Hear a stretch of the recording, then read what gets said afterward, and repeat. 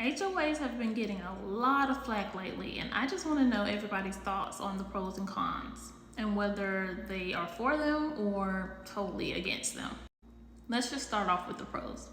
They make sure that you maintain your property.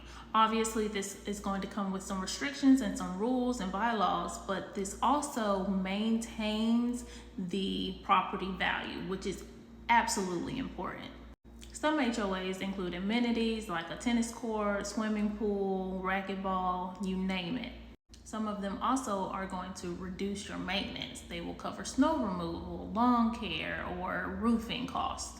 One of the things that people often forget is that HOAs also cover conflict resolution. So if you have a dispute with a neighbor over parking, noise, or anything else, you can go to your HOA and 9 times out of 10, they will resolve the issue.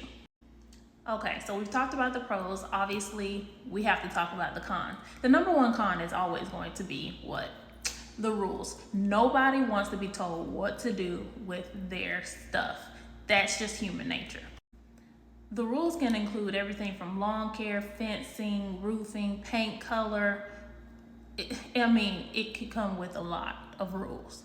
And ultimately, this can limit your ability to personalize your property.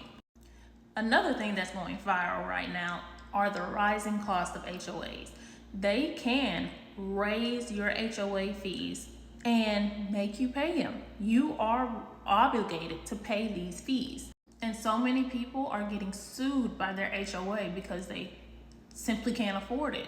This is why when you are purchasing a property, it's absolutely crucial that you recognize whether or not your HOAs are optional or mandatory, because not all of them are.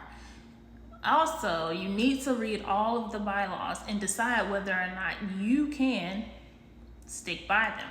You need to know the fee structure, how the HOA is managed, and how to contact the board if something goes awry. And another thing you can potentially do is talk to the potential neighbors that you will have. See what their experience is like with the HOA and whether or not costs have risen significantly in the last few years, and what is covered and what is not, and if they actually are abiding by their bylaws.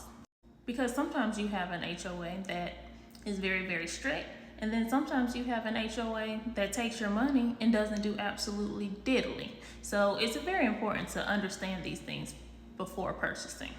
At this point, the important question is only, are you team HOA or no HOA?